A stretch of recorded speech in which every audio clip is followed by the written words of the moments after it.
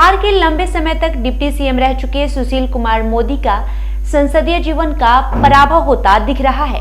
भाजपा ने इस बार उन्हें राज्यसभा भेजने से परहेज कर लिया है। पिछड़ी जाति से आने वाले सुशील कुमार मोदी की पहचान न सिर्फ पुराने भाजपा नेता के रूप में होती है, बल्कि उनके खाते में एक और उपलब्धि दर्ज है कि वे लालू विरोध के बिहार में पर्याय रहे हैं। बिहार में जदयू भाजपा की सरकार जब पहली बार बनी तो सुशील कुमार मोदी को डिप्टी सीएम बनाया गया था। तब से लेकर आज भी लालू विरोध उनके दैनंदिन कार्यों में शुमार रहा है। भाजपा ने वर्ष 2020 में उन्हें बिहार की लंबी राजनीतिक पारी से निकालकर केंद्रीय राजनीति का हिस्सा बनाया था।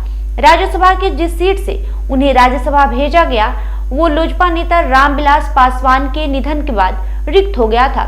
उनके बचे कार्यकाल को सुशील कुमार मोदी ने ही पूरा किया। बिहार की राजनीति से हटाकर जब उन्हें राज्यसभा भेजा गया तो अनुमान यही था कि नरेंद्र मोदी उन्हें मंत्रिमंडल में अपना सहयोगी बना सकते हैं, पर ऐसा हुआ नहीं। इसकी वजह नीतीश कुमार बताए जाते हैं, जिसकी वजह से लंबे समय तक सत्ता में रहने के बावजूद भाजपा ने अपनी जमीन मजबूत करने की कभी नहीं सोची। सन 1977 के जेपी मूवमेंट की उपज सुशील कुमार मोदी का राष्ट्रीय स्वयंसेवक संघ से छात्र जीवन से ही जुड़ाव रहा है। भाजपा के टिकट पर वे बिहार विधानसभा, विधान परिषद, लोकसभा और राज्यसभा के सदस्य बनते रहे। तकरीबन 33 साल तक उनका सक्रिय संसदीय जीवन रहा है। वहीं भाजपा ने संसदीय जीवन की उम्र सीमा 75 साल तय कर रखी है।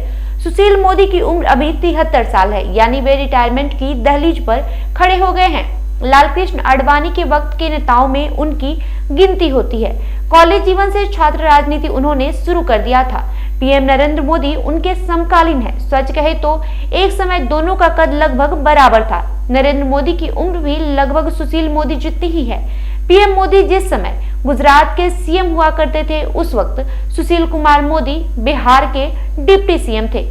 संभव है कि सुशील कुमार मोदी के बारे में भाजपा ने कोई दूसरा प्लानिंग कर रखा हो, लेकिन प्रत्यक्ष रूप से वे मार्गदर्शक मंडल में शामिल होने के दहलीज पर खड़े हो चुके हैं। लालू के भ्रष्टाचार को उजागर करने में सुशील कुमार के योगदान को भुलाया नहीं जा सकता है।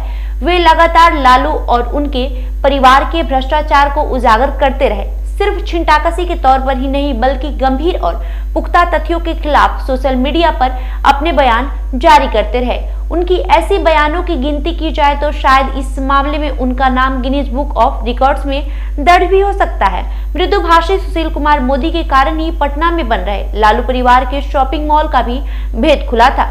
लालू परिवार तो उनको अपना घोर दुश्मन ही समझता है, जबकि आपातकाल के दौरान सुशील कुमार मोदी भी लालू यादव के साथ जेल में रहे थे। दोनों ने एक ही साथ छात्र राजनीति शुरू किया था, पर आलोचना में लालू को उन्होंने कभी भी नहीं बख्शा। बिहार में जातीय सर्वेक्षण के बाद आबादी के हिसाब से हिस्सेदारी की बात तत्कालीन समाजवादी दलों राजद और जदयू ने जरूर की, लेकिन इस मामले में भाजपा उन पर भारी पड़ गई है। भाजपा ने अपने जिन 3 उम्मीदवारों के नाम घोषित किए, उनमें महिला आरक्षण का भी ख्याल रखा तो पिछड़े अति पिछड़े की भागीदारी भी सुनिश्चित की। जदयू को चूंकि एक ही उम्मीदवार देना था, इसलिए उसके लिए जातिगत समीकरण को साधना मुश्किल था, लेकिन राजद की पोल खुल गई। राजद ने 6% सवर्णों के कोटे से मनोज झा को उम्मीदवार बनाया है, तो 14% आबादी वाले ओबीसी में सुमार यादव जाति से संजय यादव का नाम तय किया है। मसलन दोनों समाजवादी दलों और आबादी के हिसाब से हिस्सेदारी की बात करने वाले दलों ने समीकरण का ख्याल नहीं रखा। भाजपा ने जरूर इसका पालन किया है। यह भी एक उल्लेखनीय तथ्य है कि भाजपा ने 2029 के लागू होने वाले महिला आरक्षण का भी उम्मीदवार चयन में ध्यान रखा है। 3 उम्मीदवारों में एक महिला को शामिल करने पर भाजपा ने यह संकेत दे दिया है कि वो सिर्फ 2024 की ही नहीं सोच रही, बल्कि 2029 पर भी उसकी नजर है। सुशील कुमार मोदी को भाजपा ने अगर राज्यसभा रिपीट नहीं किया तो जरूर उसने उनके लिए कोई काम सोच रखा होगा। ऐसे में 3 संभावनाएं नजर आ रही है। पहला ये कि उन्हें लोकसभा का चुनाव लड़ने को कहा जा सकता है। नरेंद्र मोदी और उनकी उम्र लगभग बराबर है और पार्टी द्वारा तय रिटायरमेंट की उम्र 2-2.5 साल बचे हैं। अगर नरेंद्र मोदी लोकसभा का चुनाव इस बार लड़ते हैं तो सुशील मोदी को भी मौका मिल सकता है।